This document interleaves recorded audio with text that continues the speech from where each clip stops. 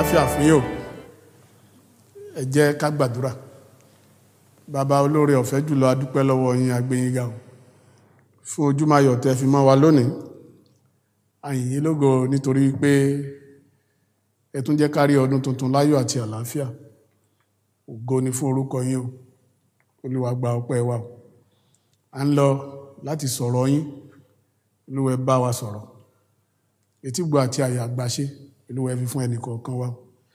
A máa yìn yín lógo torí Jésù Kristi Olúwa wa. Àmín. Àkórí ìwàásù yìí lónìí ni mo pè ní jíjẹ́ olótìtọ́ sí ìpè wa. Jíjẹ́ olótìtọ́ sí ìpè wa. A sì rí ẹsẹ̀ wúrà wa nínú ìwé wòlíì Àìsáyà orí 42 ẹsẹ̀ 1. Ó ní wo ìránṣẹ́ mi, ẹni tí mo gbéró, àyànfẹ́ mi, ẹni tí inú mi dùn sí. Mo ti fi ẹ̀mí mi fún un. Òun ó mú ìdájọ́ wá fún àwọn kèfèrí. Nínú ẹsẹ̀ wúrà yìí a rí wípé Ọlọ́run ti sọ látẹnu wòlíì Àìsáyà wípé àwa ni ènìyàn òun tóun ti gbéró. Àwa ni àyànfẹ́ òun tí inú ń dùn sí. Ó sì tún sọ wípé òun ti fi ẹ̀mí òun fún wa. Ó sì sọ wípé ìdájọ́ wà fún àwọn kèfèrí. Òun ó mú ìdájọ́ wá fún àwọn kèfèrí. Àwa ni Bíbélì pè ní ìran tí a yàn, olú àlùfáà.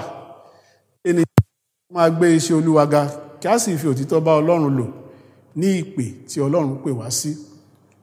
Gbogbo ẹni tó jẹ́ ọmọlẹ́yìn Kristi, gbogbo ẹni tó mí ẹ̀mí ìyè sínú la pè ní ènìyàn Ọlọ́run. Àwa la pè ní àyànfẹ́ Ọlọ́run. Àwa ni ẹni tí Ọlọ́run dá ní àwòrán ara rẹ̀. Gbogbo wa ló sì fi fún wípé òun pè wá láti tẹ̀síwájú, láti máa gbé orúkọ òun ga, láti máa tẹ̀síwájú, láti máa ṣe rere nínú ayé. Ó ti ẹ̀ sọ nínú ìwé wòlíì Àìsáyà orí 42 ẹsẹ̀ 1 yẹn wípé ẹni tí mo gbéró, ẹni tí mo gbéró. Ọlọ́run bá wá jẹ́ wípé a jẹ́ àyànfẹ́ rẹ̀. Àwọn àmúyẹ wo ni Ọlọ́run retí lọ́dọ̀ èmi àti ìwọ torí pé a jẹ́ àyànfẹ́ rẹ̀.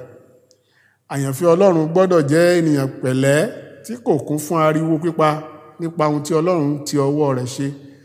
Tí a bá wo ìwé wòlíì Àìsáyà orí 42 yìí ẹsẹ̀ 1 sí 9, ó tò oríṣiríṣi lẹ́sẹẹsẹ. Àyànfẹ́ Ọlọ́run, ẹni tí Ọlọ́run pè gbọ́dọ̀ jẹ́ olótìtọ́ tí kì í daṣọ bo irọ́ lórí, tó sì ń ṣe ìdájọ́ pẹ̀lú òtítọ́. Ẹni tó jẹ́ àyànfẹ́ Ọlọ́run, ohun tí Ọlọ́run retí lọ́dọ̀ rẹ̀ ni pé kó sọ òtítọ́ níbi tí tó bá wà. Kó sọ òtítọ́, kó fi pé ènìyàn sínú agbo Ọlọ́run.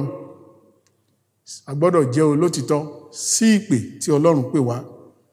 Àmúyẹ ta tún lè rí lára ẹni tó jẹ́ ẹni tí Ọlọ́run pè, tí Ọlọ́run gbéró, irú ẹni bẹ́ẹ̀ ó gbọ́dọ̀ jẹ́ olóòtítọ́ pé kò nílò láti fòyà nígbà tó bá fẹ́ ṣe ìdájọ́ nínú ayé yìí. Bẹ́ẹ̀ ni àwọn òkè yóò máa dúró dè tó bá ti ọ̀dọ̀ rẹ̀ jáde, nítorí wọ́n ti mọ̀ wípé òfin tí yóò tẹ̀lé ni tí ó dára, tí ó tẹ̀lé fúnra rẹ̀, òun ló fẹ́ fi ṣe ìdájọ́. Ẹnikẹ́ni tó bá jẹ́ ẹni ìpè Ọlọ́run, ó gbọ́dọ̀ jẹ́ olótìtọ́ ènìyàn. Ó sì gbọ́dọ̀ jẹ́ ẹni tí ẹ̀rù ò kì í bà. Gẹ́gẹ́ bí a ṣe rí kà tá bá ka ìwé wòlíì Àìsáyà orí 42 ẹsẹ̀ 1 sí ẹsẹ̀ 6.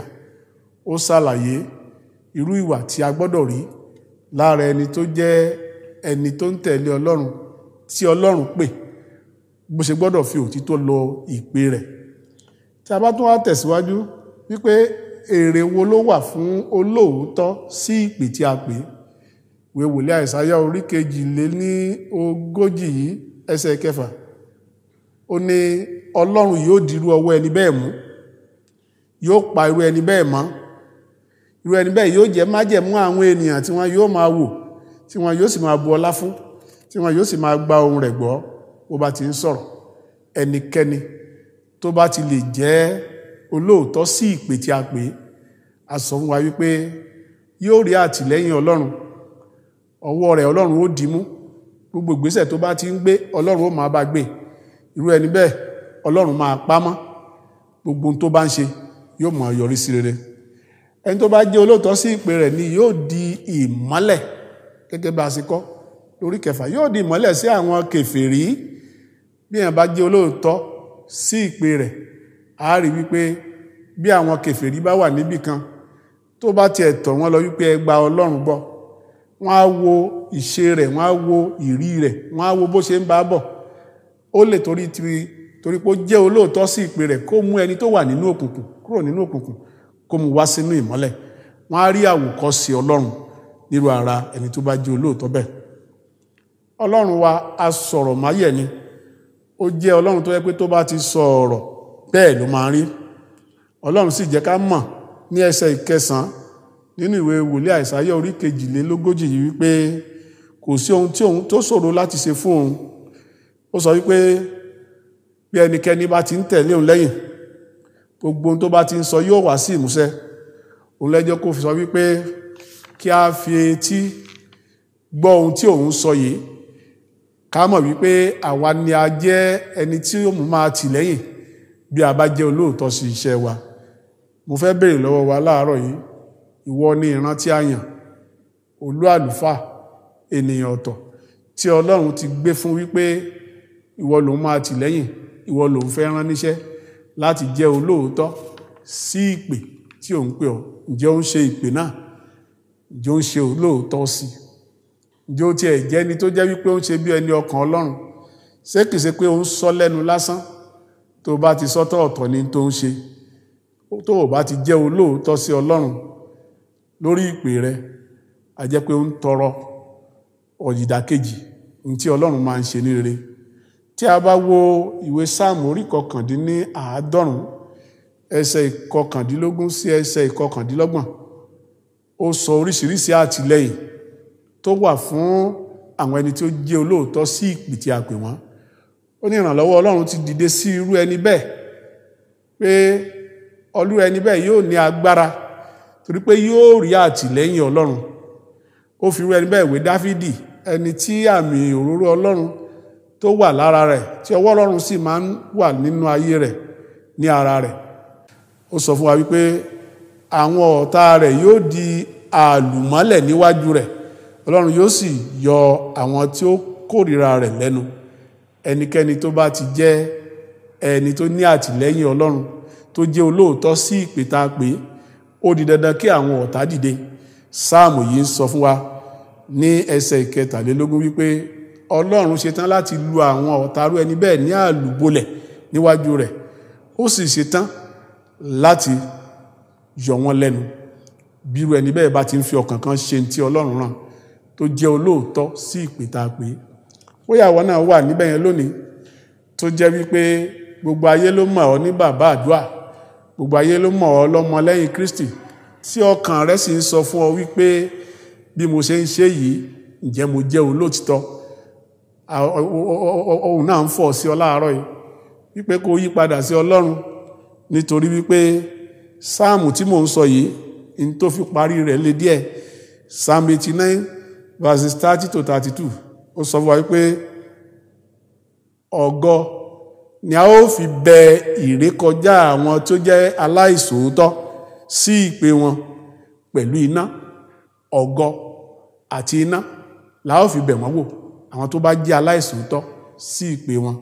Tó bá jẹ́ wípé lóòótọ́ ló mọ̀ wípé àyànfẹ́ Ọlọ́run ní ẹni tí Ọlọ́run pè, ó gbọ́dọ̀ ṣe kó jẹ́ olóòótọ́. Gbogbo tó fẹ́ máa mú ọ kúrò nípò àìṣòótọ́, bóyá dáadáa lé ayé, bóyá mo fẹ́ diwá, mo fẹ́ dirun, mo fẹ́ digba, ó gbọ́dọ̀ kọ̀ sílẹ̀ kó tẹ̀lé òfin Ọlọ́run. Ní pàtàkì nínú ọdún tuntun tá a wọ̀ yìí, jẹ́ olóòótọ́ sí ìpè rẹ̀.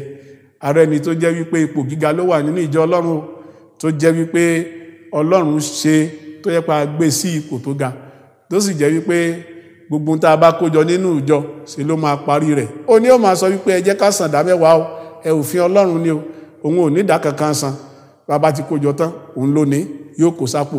Irú ẹni bẹ́ẹ̀ níwé Sáàmù orí 99 ẹsẹ̀ 30 sí ẹsẹ̀ 32 sọ wípé ògo ni a ó fi bẹ ìrékọjá wọn wò àti ẹ̀ṣẹ̀ wọn pẹ̀lú iná. Lórúkọ Jésù àní rí ìbínú Ọlọ́run nínú ọdún tuntun. Ẹ jẹ́ ká ṣètò ká jẹ́ olóòótọ́ sí ìpè wa. Gbogbo wa la ní ìpè, kò sí ẹni tí Ọlọ́run dá tí ò ní ìpè. Ìpè tìrẹ lè má jẹ́ kó jálùfáà, ìpè rẹ lè jẹ́ pé kó jó lórí ẹbí. Nínú orí ẹbí tá a fi ọ́ ṣe yẹn, Ọlọ́run ń fẹ́ kó o ṣe òtítọ́ sí pípè tá a pè ọ́ láti jẹ́ aṣojú ẹbí níbikíbi tó bá lọ. Kì í ṣe wípé kó palẹ̀ gbogbo tán bá ti ní ká kó fẹ́ bí. Bóyá o lọ sóko ni, o ti gba gbogbo èrè oko tó máa kan ẹbí. Ó yẹ kó o jó lóòótọ́ sáwọn àtìlẹ́yìn rẹ̀, àwọn tí wọ́n ń wọ̀ níwájú wípé ìwọ ni ọ̀gá, ìwọ ni bàbá. Kò yẹ kó o délé kó wá fajúro. Ẹni tó bá ti sọ̀rọ̀ kó o ní kó gbẹ́nu rẹ̀ sọ́hùn, kò gbọ́dọ̀ sọ nǹkan kan mọ́. Tó bá wà ní irúkò bẹ́yìí, ó yẹ kó o yí padà. Kí o ta akọ nínú sáàmù yẹn, Psalm 89 verses 30 to 32, kó mọ́ bá jẹ́ ìpín rẹ̀, kí ayọ̀ kó bá lè jẹ́ ìpín rẹ̀. Bóyá àwọn náà sì jẹ́ ọ̀gá lẹ́nu iṣẹ́, tó jẹ́ pé ìpè tá a pè ọ́ ni wípé kó kó àwọn ènìyàn jẹ, kí àwọn ènìyàn ti ara rẹ̀ sórí ire, kí wọ́n ti ara rẹ̀ jẹ́ ènìyàn ńlá káwọn náà lè dìde. Ó wá mú gbogbo rẹ̀ ó kó sápò, ó bẹ̀rẹ̀ sí ṣe tó wù ọ́, ó ti bà ìpè jẹ́ o. Ó jẹ́ olóòótọ́ sí ìpè rẹ̀. Tó o bá sì jẹ́ olóòótọ́ sí ìpè rẹ̀, sáàmù ni ti sọ fún ọ ní tí ó ṣẹlẹ̀. Lórúkọ Jésù ìbànújẹ́ kò ní ṣẹlẹ̀ sí ẹnikẹ́ni. Bóyá o ti ẹ̀sùn wá jẹ́ olóṣèlú tó jẹ́ wípé gbogbo ayé ló ń wù ọ́, tí wọ́n sì kó gbogbo ìbò wọn tí wọ́n fi gbé ọ wọlé. Ó mà ti gba gbogbo ìbò, ó mà ti wọlé ipò tó ti ẹ̀rù pò lè dé, wọ́n ti gbé ọ débẹ̀. A ti pè ọ́ nìyẹn. Ó yẹ kó o ṣiṣẹ́ tó máa mú inú ayé dùn, sínú àwọn ènìyàn á dùn, tí wọ́n máa ṣàdúrà fún ọ. Tó o bá ti jẹ́ olóòótọ́ sí ìpè yìí, a jẹ́ wípé o fẹ́ tọ́ ìbínú Ọlọ́run. Lórúkọ Jésù ìbínú Ọlọ́run kò ní jẹ́ ti ẹnikẹ́ni. Rò ó wò lónìí o, bó ṣe ń gbọ́rọ̀ ìwàásù yìí, níbo ni mo ti jẹ́ aláìṣòótọ́? Níbo ni mo ti lé Jésù kúrò nínú ààfin rẹ̀ nínú ayé mi? Olúwa bá mi pè padà ní kó máa sọ fọ́lọ́run, kó o padà di ẹni òtítọ́, kí ìjọba ọ̀run kó lè jèrè fún ọ, kí ohun mi ò mọ̀ ọ́ rí kó má bàa jẹ́ ìpín rẹ̀. Mo gbàdúrà lórúkọ Jésù Kristi, bó ṣe ń gbọ́rọ̀ yìí lónìí, ẹ̀mí láti ṣe àtúnṣe Ọlọ́run á gbé wọ̀ ọ́. Ìwọ tó sì ń ṣe òtítọ́, tẹ̀síwájú nínú òtítọ́ tó ń ṣe. Bó ṣe ń ṣe, bẹ́ẹ̀ ni èrè wà fún ọ, bẹ́ẹ̀ ni ọwọ́ Ọlọ́run wà fún ọ, torí kó sọ pé ọwọ́ òun yóò wà pẹ̀lú rẹ bó ṣe wà pẹ̀lú Dáfídì. Bẹ́ẹ̀ ni yóò sì rí ní orúkọ Jésù Kristi Olúwa wa. Àmín. Ẹ jẹ́ ká gbàdúrà. Bàbá olóore ọ̀fẹ́ jùlọ, a dúpẹ́ lọ́wọ́ rẹ nítorí pé ẹ ti sọ fún wa pé ká jẹ́ olóòótọ́ sí ìpè tẹ́ pè wá. Agbára okun tá a fi dúró láti jẹ́ olóòótọ́ tí ayé òfin ní fà wá kúrò nídìí òtítọ́ sí àìṣòtítọ́. Olúwa kẹ́ ẹ gbé wọ̀ wá o. Gbogbo àwọn tí wọ́n sì ti gbọ́rọ̀ yìí lónìí tí wọ́n ń wọnú ọdún tuntun lọ yìí, agbára láti jẹ́ olóòtítọ́ sí ìpè tí a pe ẹnìkọ̀ọ̀kan níbikíbi tá a sọ̀dọ̀ sí. Ọlọ́run kó gbé wọ ẹnìkọ̀ọ̀kan, kí ìjọba ọ̀run kó jèrè fún wa, kọ́rọ̀ wa má bàa já lápàsán lọ nígbà tí a bá dé ìjọba rẹ̀. Bẹ́ẹ̀ ni yóò sì rí. Jésù Olúwa wa. Àmín.